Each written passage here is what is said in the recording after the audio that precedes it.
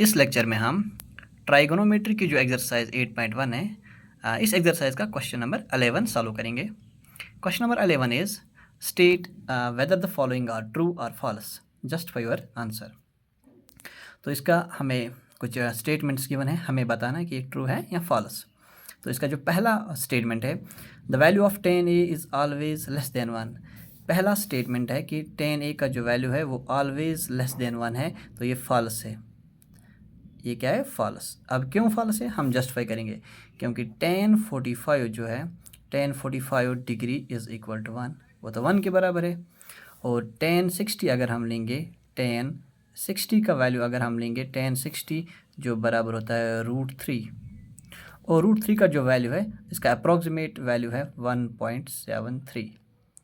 अब always less than तो 1 नहीं है, क्योंकि 1045 1 के बराबर भी हो सकता है और 1 से ज़्यादा भी हो सकता है। चलिए सेकंड पार्ट इसका, सेक इज इक्वल टू 12/5। अब सेक जो है ये तो कास का रेसिप्रोकल है, सेक बराबर कास होता है बेस बाय हाइपोटेन्यूज, तो सेक का मतलब है ये तो ट्रू है। अब आप बोलोगे सर ट्रू कैसे? क्योंकि सेक जो होता है वो बराबर होता है हाइपोटेन्यूज अपॉन बेस। अब यहाँ पे जो हाइपोटेन्यूज है वो 12 है और बेस जो है वो 5 है, यानी यहाँ पे हाइपोटेन्यूज बड़ा है किससे? बेस से। तो हाइपोटेन्यूज हमेशा बड़ा ही होता है बेस से, मतलब ट्राइगोनोमेट्रिक जो है ना राइट ट्रायंगल में 3 साइड्स हैं, इनमें हाइपोटेन्यूज सबसे बड़ा है, तो यहाँ पे हाइपोटेन्यूज 12 है और बेस 5 है, तो इस हिसाब से ये ट्रू है। अब तीसरा पार्ट है, cos is the abbreviation used for cosecant of angle A. ये तीसरा पार्ट जो है ये फॉल्स है, क्योंकि कॉस जो है ये एब्रीवेटेड फॉर्म में कोसाइन, ना कि कोसिकेंट, ये तो फॉल्स है।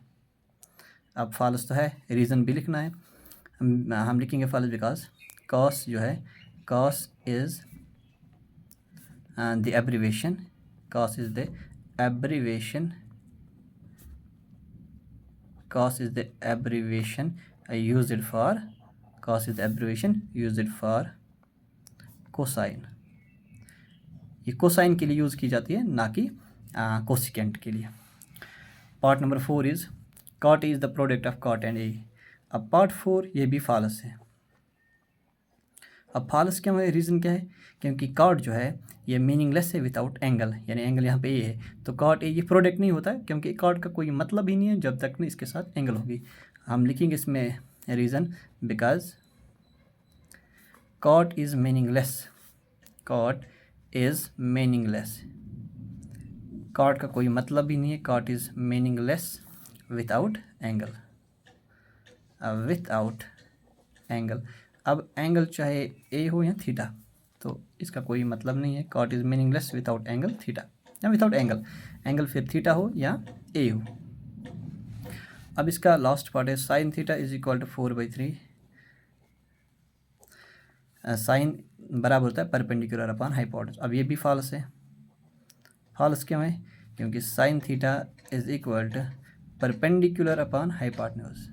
अब परपेंडिकुलर जो है वो यहाँ पे 4 है और हाइपोटेन्यूज 3 है, तो इसका मतलब यहाँ पे परपेंडिकुलर जो है वो बड़ा है, परपेंडिकुलर बड़ा है 3 हाइपोटेन्यूज से, लेकिन ऐसा नहीं होता है। राइट ट्रायंगल में हाइपोटेन्यूज ही बड़ा होता है। यहाँ पे साइन थीटा का वैल्यू 4/3, मतलब परपेंडिकुलर 4 और हाइपोटेन्यूज 3। परपेंडिकुलर तो बड़ा हो ही नहीं सकता हाइपोटेन्यूज से, इसलिए ये फॉल्स है। आई होप आपको ये सारे पार्ट्स क्लियर हो गए। Thank you for watching this lecture.